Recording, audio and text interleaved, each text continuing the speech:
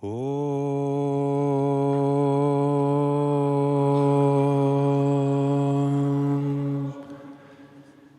Agyanatimirandasya Gyananjana Shalakaya Chakshurun Melitam Yena Tasmai Shri Gurave Namaha.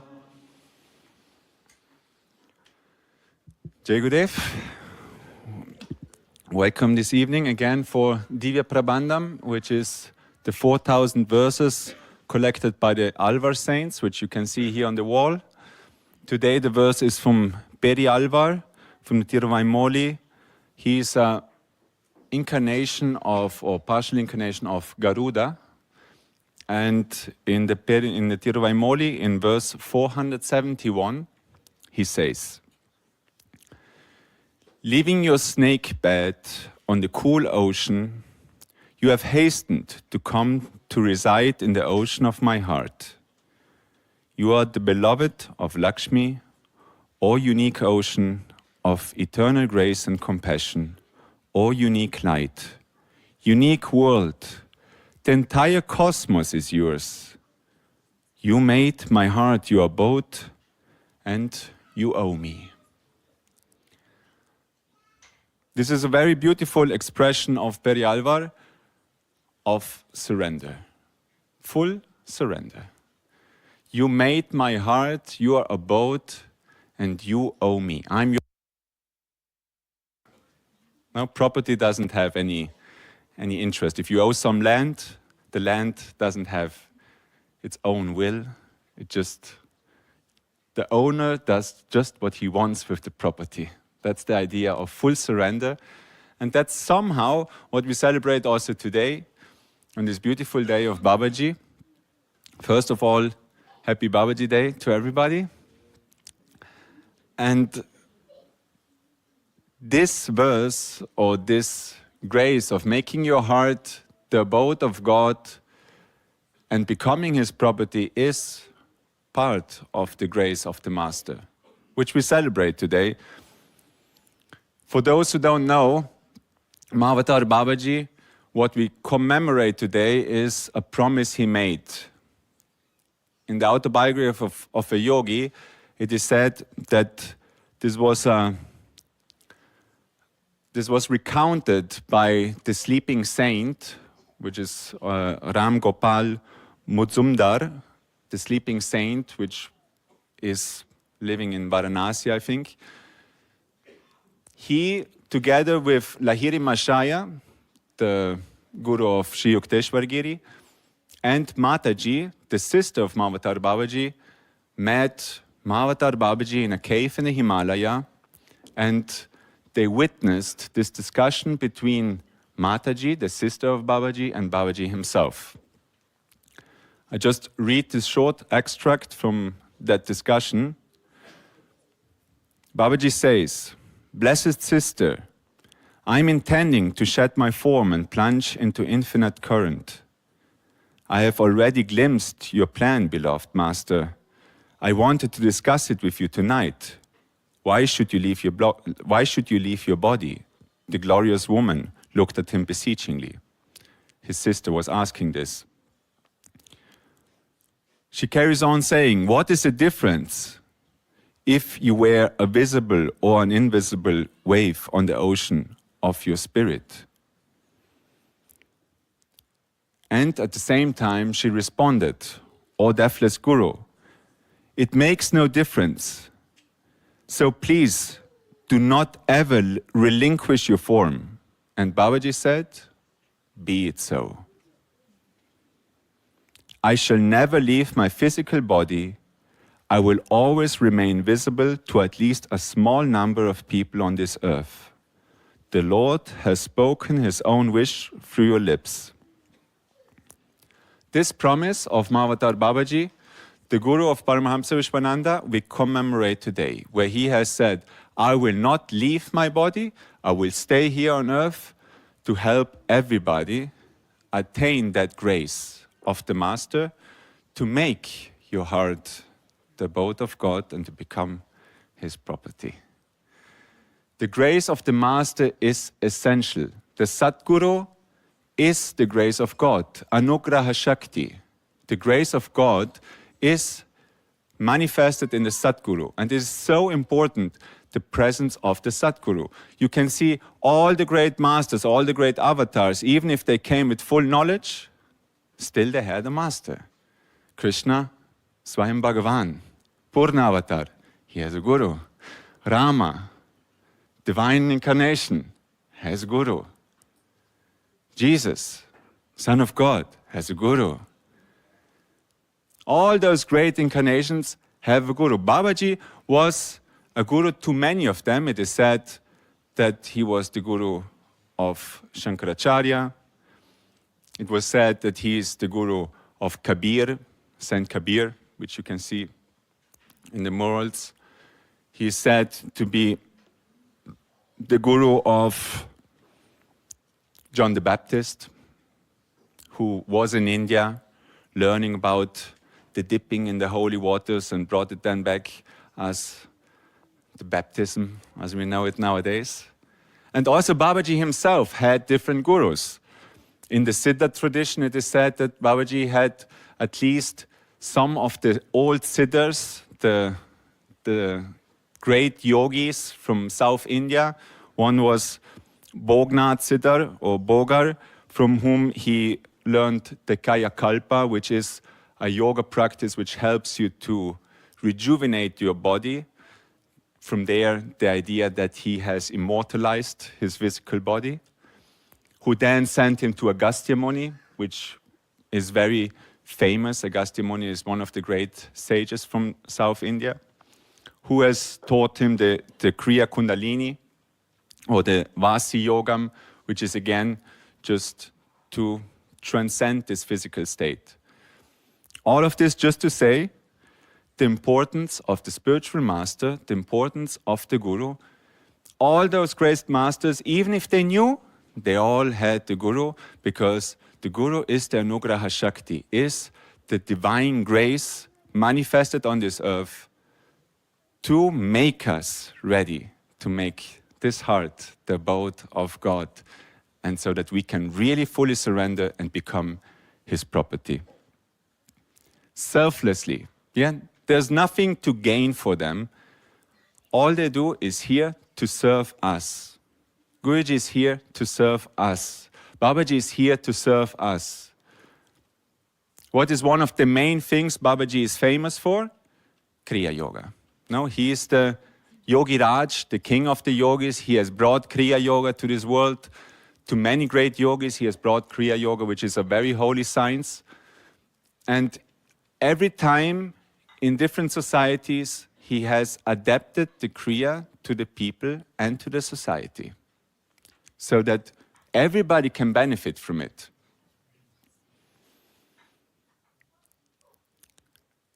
As you know, for receiving Kriya, in different traditions, there's a different process to get to Kriya. But nowadays, he has brought Kriya Yoga to Guruji, Paramahamsa Vishwananda, in the form of Atma Kriya Yoga.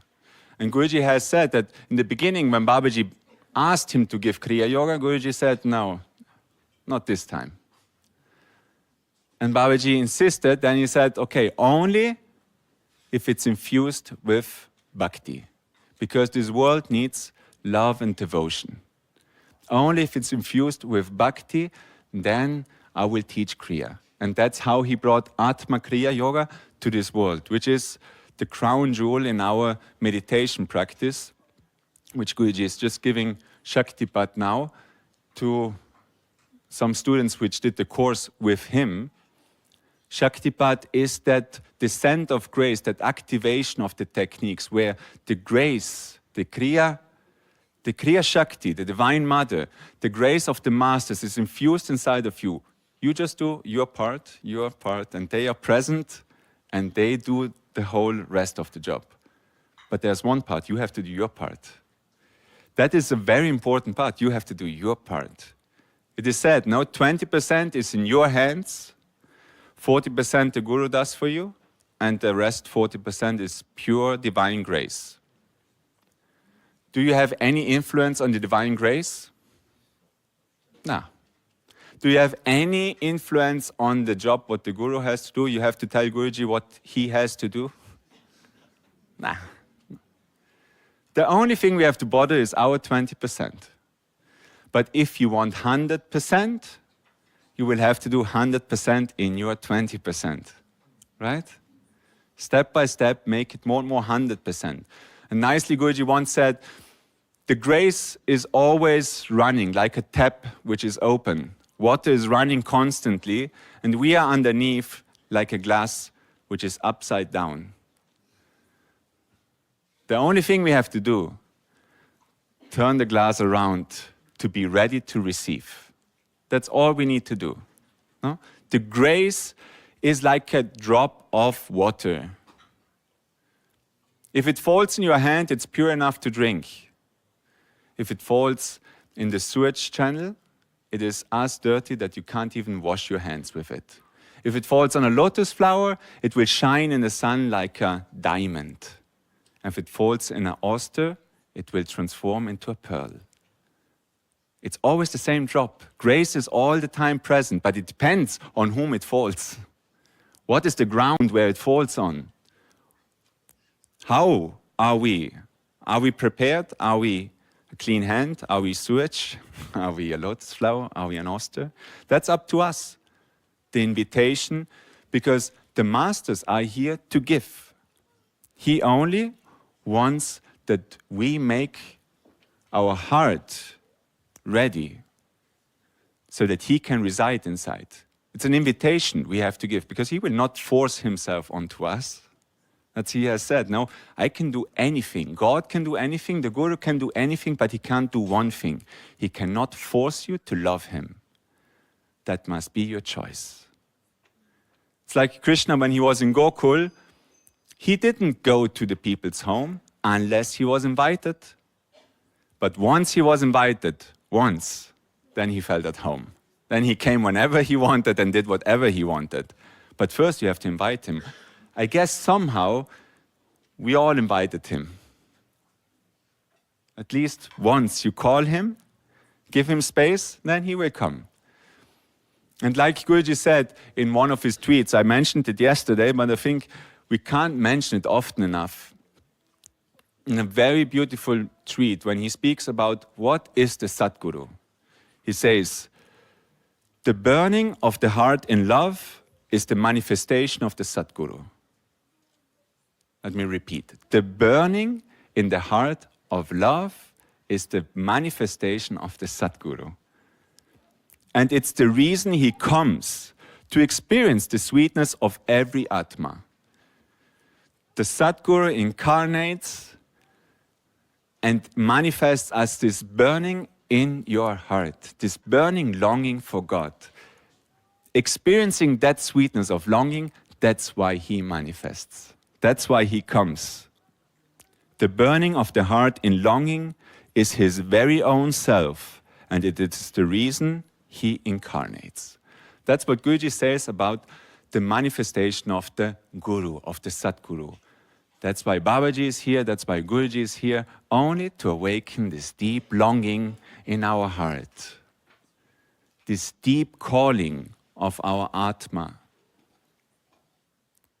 It is said, the will of the Atma, the Ichcha Shakti of the Atma, is Svabhavika Nurakti. It's this longing for God. You just want God. Deep inside, what you want is to unite with your Maker, to be with God. That's the longing which everybody has. That's the longing which each Atma has. And that is why the Guru comes. He is the manifestation. He is that Anugraha Shakti. He is that manifestation of grace. And like the Alva says here, O unique ocean of eternal grace and compassion. That is, what is this compassion? Babaji saying, I will stay here to uplift you all. Guruji saying, I am here to open the heart of man. Sometime back, when I picked up Guruji from the airport, it was probably the best drive ever. We drove back from the airport, and it was like this now. Cold, bit rainy. He was tired. He was in a pensive mood. And we were talking about people coming, people going. No, it's always this theme of staying on the path, going deeper on the path. And he said, you know, everybody can go. Many come, many leave. It can happen to anybody. There's only one who will never leave, who will always stay fixed. And that one is me. Everybody else can leave and forget what it's really about. I never forget what it is about. I will always be here. I always know what I came for. And I will never waver from that, because he knows. And then he kept on saying, I wrote it down actually. He said, the problem with you guys is that you come with ideas and you don't have the burning longing in your heart. You have your own ideas. People want, this is paraphrasing because I don't remember exactly the words he used, people want sensations, novelty, the hype. None have the true longing and burning in the heart. If you don't want to change, I can't force. He said, I guarantee you, if you want to change, you will change. There's no way you're not going to change. If you don't want to change, there's no way you will ever change. Not even God will change you, not even Guru will change you. That must be your choice. Your 20% have to be your choice. And then he said, I come to prepare and give opportunity to people to develop that burning longing. I know what I have to give, and I came for that. But there must be the willingness to change. If you want to change, nothing can stop you. You have to want to change constantly. Otherwise, you get stuck on even small changes. No, we make a small change, and then we get stuck again. So I say, we have to change all the time. He says, yes, constantly you have to change. Constantly you have to be ready to change. Constant change. That is the key to get His grace. And we were speaking about different people, and so I was like, do you ever get tired of running after people? Because that's what he does. No, he comes over and over again, repeating the same thing about how we should change, what we should do, what we should not do. And he said, what do you mean? I said, is there a limit to the opportunities you give? You know, like if you run after somebody, at some point, if you see the person just doesn't want to change, there's a moment you just say, okay, then whatever. Have it your way, right? And you just let it go. So I said, is there just a way, a moment where you say enough is enough? And he said, what do you mean? But is there a limit? Is there ever something when opportunities finish? And he looked at me like as if I'm like completely the weirdest person in the world. And he says like, what do you mean finish? For something to finish, it has to have a beginning. Then he looked at me and said, I'm driving, like that was just coming out of the highway, going on the Bäderstraße. I remember very clearly, and he looks at me, he's like, the fact that you ask me this question shows me you don't know who I am. I am infinite. I am eternal. Okay. So basically, on a very random ride from the airport to the ashram, he drops the deepest stuff ever. I'm never going to leave anybody. I'm always going to be there. to guide you guys, and I'm never gonna stop pushing you. I'm never gonna stop uplifting you. I'm never gonna stop, because the only reason I'm here is for that. There's nothing else. And that's so beautiful to see, because when I was now in America, in California, there's all these beautiful places of Yogananda in Los Angeles, now the Lake Shrine, in Washington, Mount Washington, where he lived, the Mother Center. And you go there and you meet many beautiful souls which are practicing Kriya Yoga, which are on the spiritual path, which are dedicated, which speak about the Master. But there's not one person who ever met the Master. There's not one. There's not one person left. I met one who knows one person who met the Master, met Yogananda when he was a child. Can you imagine? And that person is like considered, the guy who met the Master. Can you imagine? We are all sitting here at the feet of the Master. He's just on the floor above us. He's going to come down.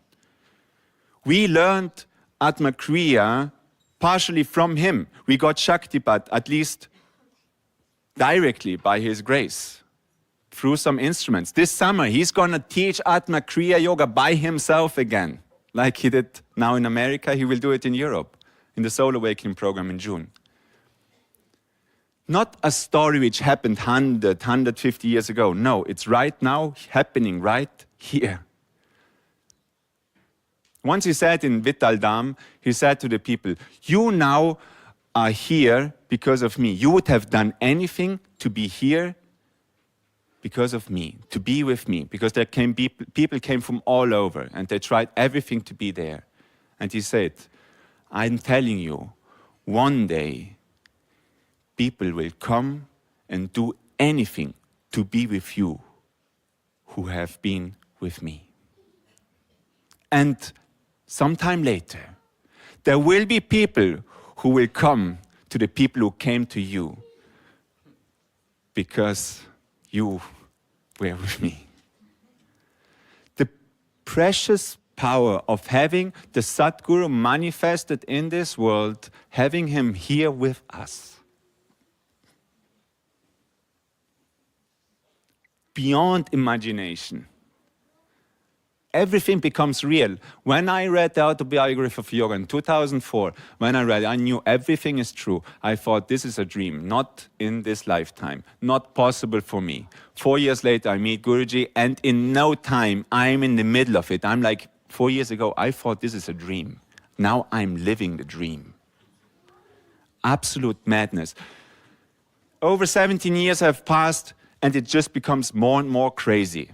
In a good sense, it becomes more and more real. It becomes more and more tangible. Every day it becomes more and more real. It is real. It is absolutely beautiful, crazy, and the greatest grace what we have. Because the grace of the Master is manifested here, so that we can make our heart the home of the Lord and become fully His property. And that's what we commemorate today. The Sadguru's grace, the Sadguru's presence, the Sadguru's love, Babaji's love, Guruji's love, because there's no difference. Guruji doesn't speak often and much about Babaji, but the first time when I was in the United States, somebody asked him about, what is your relationship with Mahavatar Babaji? And Guruji didn't dodge the answer, he gave a very clear, straightforward answer.